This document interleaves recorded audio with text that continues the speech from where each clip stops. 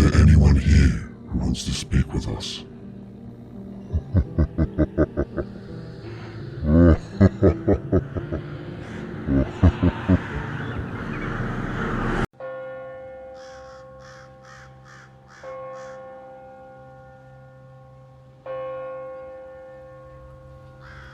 When I was in high school, I worked for the city in one of the public libraries.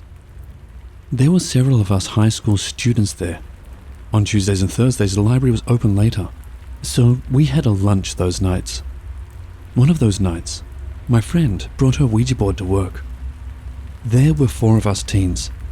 3 of us participated. Stephen chickened out, but he stayed to watch. Fairly quickly, we were able to establish a connection with a spirit. She told us her name. We asked multiple questions about whether she was a demon or a ghost. She told us she had died in a car wreck. She gave us some details about her life, like playing basketball in high school, how she was killed, etc. We kinda played it off. When our lunch was over, one of the ladies who worked in the circulation desk asked us about her lunch. I told her that we were playing with a Ouija and recounted the spirit that we were talking about. I mentioned the name. I don't remember the name now. This was nearly 30 years ago. And Abby went white.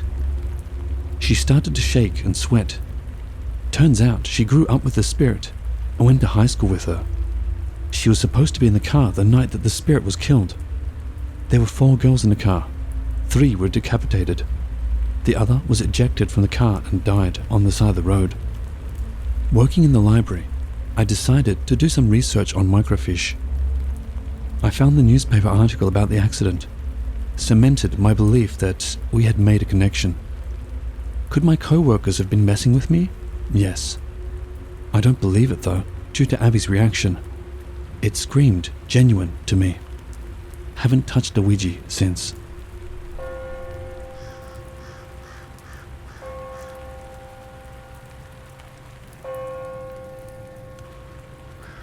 This happened a couple of years back. It was a night like any other, or so we thought.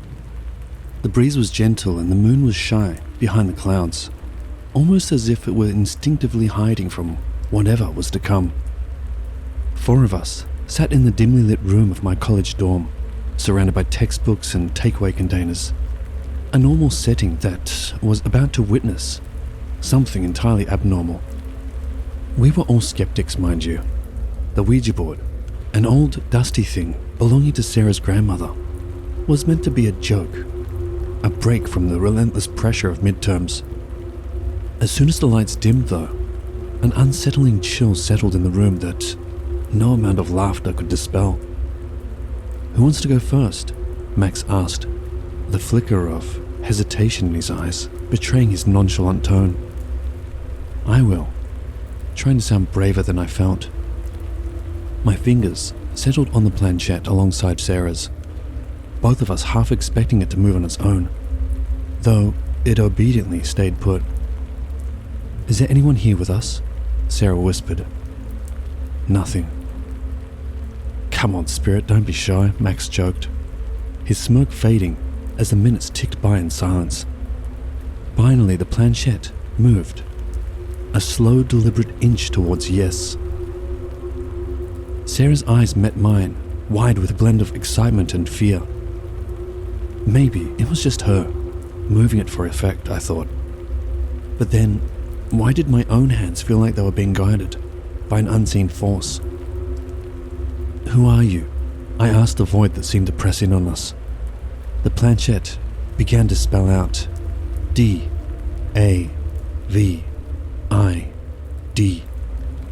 "Are you a good spirit, David?" Sarah's voice trembled. The planchette didn't move for a second, and then slowly it moved towards no. The laugh that bubbled up from my chest sounded hollow, even to my own ears. This must be some kind of joke, right? When the room temperature dropped, we blamed the drafty window. When the candles flickered, we called it a coincidence. But when a distant whisper seemed to echo from the corners of the room, even Max's skepticism faltered. A whisper that seemed to say, "Leave." Okay, if you're really here, give us a sign, I said, half desperate for something to chalk up to my imagination. That's when it happened. A loud thump from the hallway outside. The door to the room slammed shut. It must be the wind, my mind screamed. But how? The windows were closed. The planchette was moving again, more forcefully this time, as if whatever was communicating with us was growing impatient. Leave, it spelled out again. Panic was setting in, our breaths coming out in visible puffs, despite it being late summer. We wanted to stop, to say goodbye on the board and end the session, but Sarah's hand seemed glued to the planchette. It's just a game, right? Jack murmured, though it sounded more like he was trying to convince himself than any of us. Suddenly, Sarah's face contorted in a silent scream. Her eyes rolled back. The planchette skittered across the board under her fingers, spelling out an ominous message. N-O-W. In an instant, we were on our feet, trying to peel Sarah's fingers from the planchette, which now seemed fused to the board. Sarah's voice, when it came, didn't sound like her own. It was deeper, angrier. You can't leave, she growled, and not a single one of us believed any longer that it was Sarah speaking. It took all three of us to pull her away. The planchette suddenly released its grip, clattering onto the floor. Sarah blinked, confusion washing over her face as she returned to herself. We have to close the session properly, I insisted, not wanting to entertain the thought of leaving it open, inviting anything else into our space. With trembling hands, we moved the planchette to goodbye, holding our breath until it hit the mark. Only then did Sarah collapse, as if whatever had held her upright had vanished. We didn't sleep that night. We didn't dare. We recounted every moment, trying to find logical explanations for what had happened, but failing to convince even ourselves.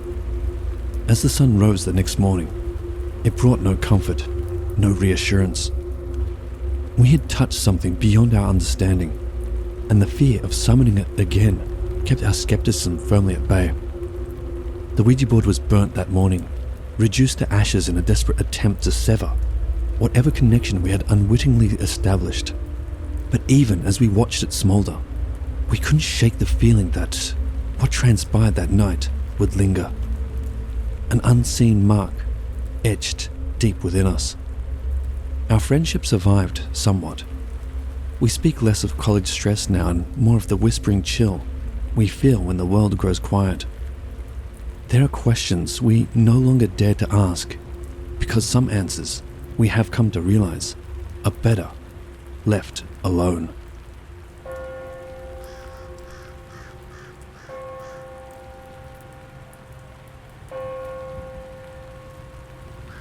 This happened last summer, so a few of us, there's 4 of us in total, I'll keep the names anonymous for privacy, driven to the peak of summer boredom and a touch of teenage stupidity, dusted off an old Ouija board we found in one friend's attic. You know the drill. We expected some cheap thrills, a few scares to laugh off later. Well, it hasn't exactly gone as planned. We started off skeptical, tossing out questions, half expecting nothing to happen. But things escalated quickly.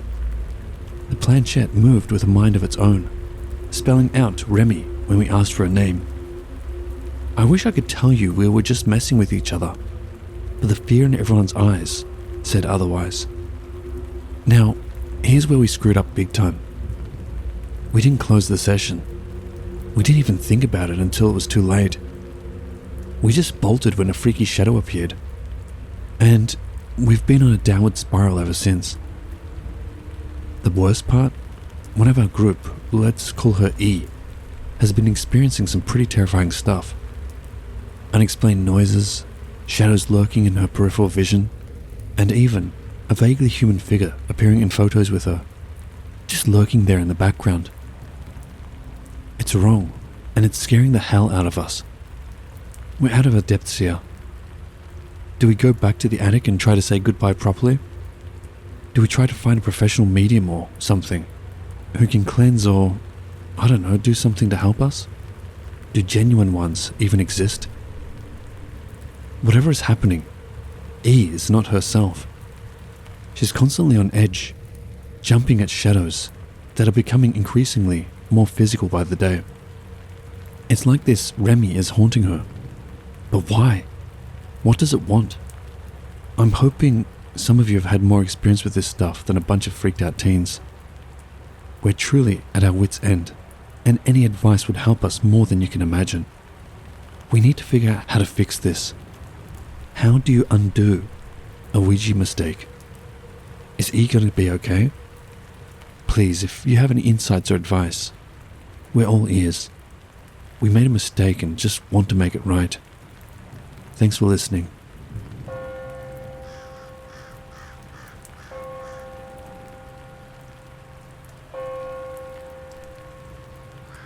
One day, my partner got the idea to buy a Ouija board and use it with a few friends. I wouldn't say we were complete skeptics, but I don't think any of us were really expecting anything wild to happen. We went on the internet and looked up how to safely use one and planned out what kind of questions we should ask. We didn't really want to use it at our house, so we gathered up a couple of friends and drove to a state park a few towns over. We started to head up the hiking trail and find a good spot to lay the board down. We began going through the motions of asking if there was a spirit who would like to communicate, etc., etc. The planchette moved with ease. It's a really strange, powerful feeling when it glides across the board. The planchette it came with was a thick hunk of plastic, and there was quite a bit of friction when trying to intentionally move it on the board. We were a bit stunned that the damn thing was working. We asked the spirit if it was a good spirit. Of course, the planchette moved over to no. We then asked if it wanted to harm us. The planchette moves over to yes. My partner asked how it would go about doing this. The board began to spell out E, N, G, I, N, E. We see a group of hikers coming up in our general direction, and we carelessly put the board away without properly saying goodbye. We hike back down to another secluded area and decide to try again. This time we come into contact with a spirit who claims to be a 6-year-old boy who died sometime in the 1800s. Seemed nice at first, until he told our friend he wanted him to die, so he would have someone to play with. We decided to ask the board questions only we would know the answers to. Each person asking the question took their hands off the planchette to be certain. The board got every damn question correct, and that's when I started to feel a bit uneasy. I honestly couldn't believe it. The board then proceeded to spell out my name. I wasn't really sure why. Soon after, it began to rain, so we told the board that we had to go and asked it to help us bring the planchette down to goodbye. It complied. We began walking back to my car when I noticed this woman sitting in an SUV next to mine, watching us. Her gaze never really left, and it kind of rubbed me the wrong way. We all get into my car, and I go to start it, and the engine doesn't turn over. It was almost as if the battery was dead, but my accessories still worked. I began to ship bricks. I hadn't had my car for very long, and it never gave me trouble. It seemed like way too big of coincidence. I look over at the woman and put my window down and ask her if she has jumper cables. She reaches behind her and pulls them out, as if she had them ready. We get out of my car and hook them up when my partner's friend's phone rings from a number he doesn't recognize. He picks it up, and it was someone just asking if we were okay. He chalked it up to the fact that a drug dealer previously had the number, so he got a lot of unknown calls. Weird. We start chatting with this woman and thank her for letting us use the jumper cables. Turns out she has the same name as me, which the board had previously spelled out. Perhaps a warning? She tells us that she works as an ultrasound technician at a local hospital and has cancer and young children. We ask her what she was doing in the parking lot. to which she explained she was waiting for her weed dealer. Medical marijuana is legal in my state, so I was a bit perplexed but didn't think anything of it. I was just grateful she was helping us. I go to try and start the car, and it still doesn't work. It just kind of rolls for a few feet in the parking lot before shutting off. At this point, it's getting dark, and I begin to come to terms with the fact that I'll have to call a tow truck. Our friends ended up getting picked up, and my partner stayed with me as we waited for the tow truck to arrive. We told the woman she could leave since she was still weirdly waiting with us. She offered for us to sit in her car while we wait because it was raining again. I asked her if she could pop the trunk so I could sit on the ledge, but she told me the trunk didn't open. So stupidly, I get in her car with my partner. The weird woman made a joke about disabling her child safety locks in the back, so I won't think she's trying to keep us here. That rubbed me the wrong way. She starts telling me that maybe I should just leave my car there and offered to give us a ride home. I politely decline. Then, she tells me that she has a friend whose husband works for VW, and he could surely fix my car for a good price. She calls up her friend, and because we were in the car, it was quiet enough that my partner and I could faintly hear the other line. She explains the car problem and asks how much it would be to fix it. We hear on the other line the person ask if I'm a boy or a girl. The woman says girl, and the man on the line simply said, Good. Nope. We get out of the car and tell her the tow truck should be there soon and thanks for her help. We gave her the Ouija board and told her she could keep it because we didn't want it anymore. I still wonder what she did with it. She kept trying to get me to give her my phone number and kept saying she would come with me to get my car fixed from her friend. Eventually, she left. I ended up getting back home late, told the AAA guy how we were messing around with the Ouija board, and met a weird lady afterwards. He said he wouldn't have picked us up if he had known that. The next day, my partner opens his texts that he sent out when we were waiting for the tow. In a conversation with his mother, the text box had "Yes, Satan, yes" written out. The message wasn't sent, but he sure as hell didn't write that. The next day, I called the hospital to see if that woman even worked there, like she had claimed. Nope. They transferred me to 2 different floors, and there was no ultrasound technician working there with my name. I still don't know how to explain what happened that night, and I'm sure as hell never using a Ouija board again. Also, the dealer the woman claimed to be waiting for never even showed up. So, what she was doing that night, and what her intentions were, I'll never know.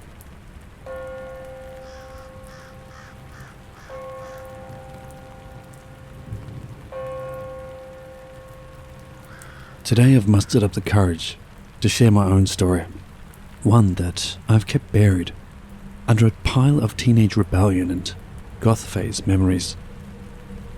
It's about the time my best friend and I, draped in too much black and a false sense of invincibility, took a Ouija board to a cemetery. It was back in high school, you know, when being goth wasn't just about the fashion, but embracing a whole aesthetic. My best friend and I were inseparable. Let's just call her Leela, and we both had a fascination with the afterlife. Cue the Ouija board, a battered thing purchased from a garage sale that whispered promises of real connections with spirits. We chose the cemetery because where else would a pair of self-declared goth teens go for an authentic seance experience? Under the veil of night, we trespassed into the land of the dead, settling among the ancient graves that bore the marks of time and neglect. We looked around and found a suitable place, nestled between 2 graves. We lit some candles, checked the area to make sure no one was about, and started the session. We began it innocently enough, asking the usual like if someone was present, half expecting nothing to come of it. However, our giggles died down as a planchette eventually shivered beneath our fingers, sliding with purpose towards yes. "What's your name?" Leela asked into the darkness, her shaky voice a mix of thrill and unease. Slowly, the planchette moved.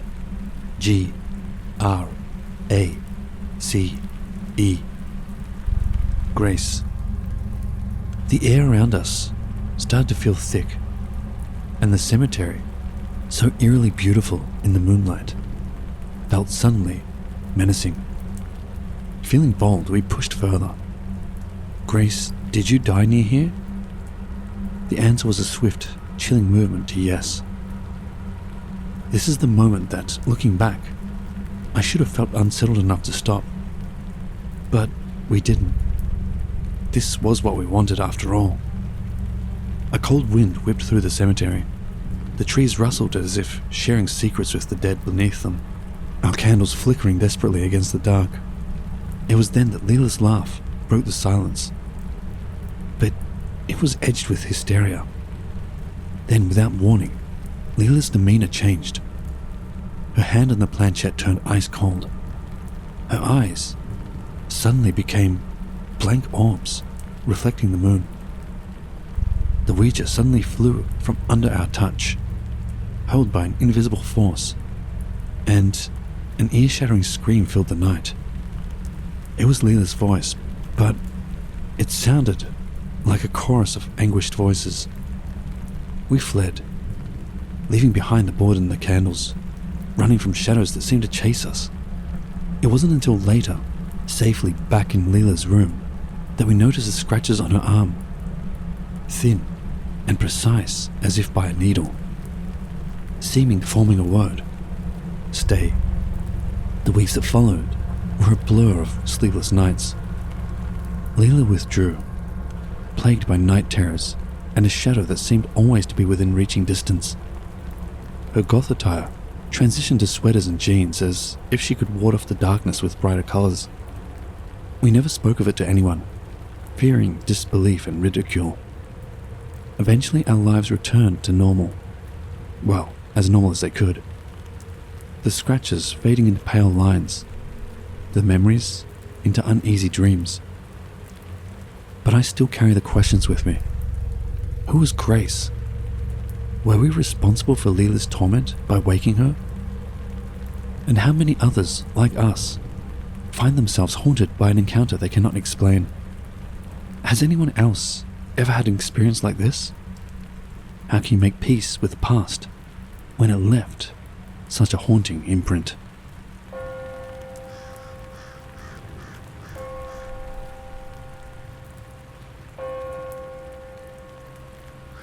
Tonight was my first interaction with a Ouija board. My friend had one, and we began to play it pretty nonchalantly. Once we started to take it seriously and turn off the lights, that's when it really got horrifying. It began with the four of us playing and two people observing. We asked basic questions and asked one of the observers and the owner of the board for advice on how to play, so we don't get haunted. We eventually began to ask more scary questions. Were you killed? Yes, almost instantly. Are you a boy? Yes. Who are you? This one took time. We finally got the name, William Devon, after countless bits of screaming, stop moving it, and other things. The other observer looks up William Devon after being suggested to by a player. We discover that William Devon Howell is a serial killer who is still alive. We start to lose it, terrified. We ask more questions, but we just got weird responses and numbers that turn out to mean something to us later on. Then someone asks, "Did William murder you?" A quick, "Yes." "Who are you?" "Janice." Our friend on her phone looked up if Janice was a victim of William Devon's. Sure enough, Janice Wright was on the list. We asked the Ouija if they were a boy or girl, and they spelled out girl. This had us confused. We read more on this Janice person and found out that she was transgender. And then we were really scared. It was all sort of happening. We were freaking out. The last notable thing that happened was when we asked who the other victims were. It said Mary. Once again, Mary was one of the victims. Then our friend with the phone asked us to ask the board what month they went missing. We did. It said October. We checked online, and it was October. Then we got so scared that we said goodbye. It was about a 45-minute session. This is my first interaction with a Ouija board in general, or anything paranormal. I just want to know, is this a normal thing for Ouija boards to be this active? If so, has anyone ever come into contact with William Devon Howell's victims?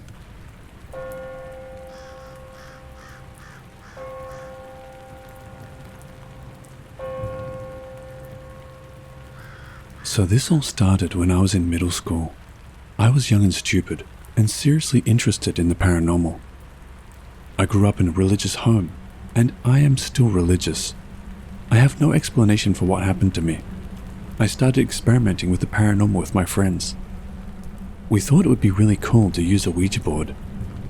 At first, nothing seemed to happen, but then the board started to move. We asked all the normal stupid questions like, who's there? Or is anyone here?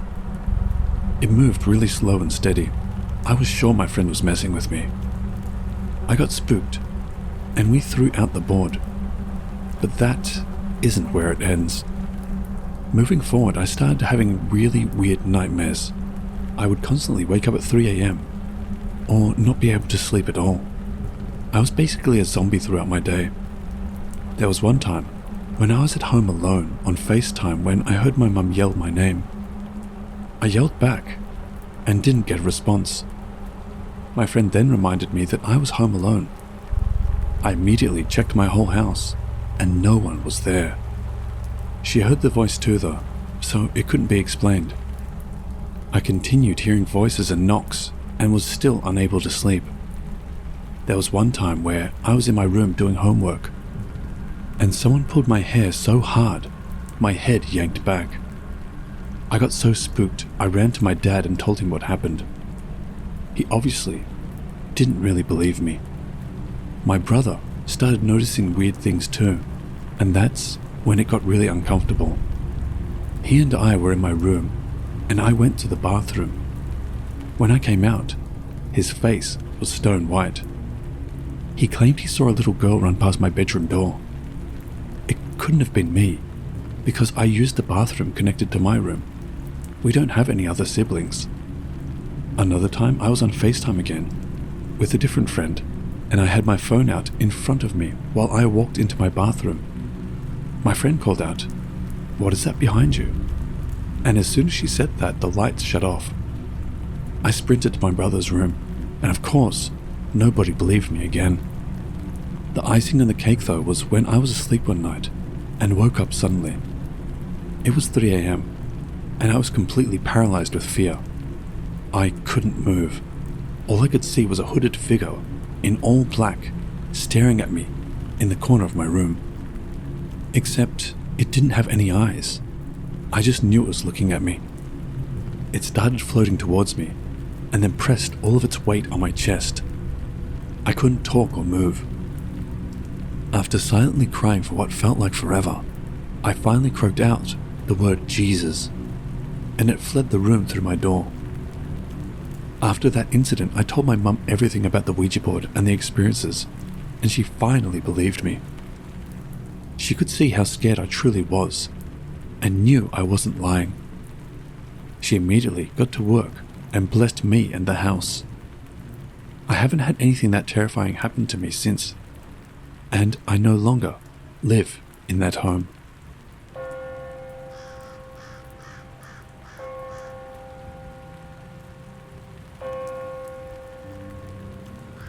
Hello watchers and listeners, thank you so much for watching.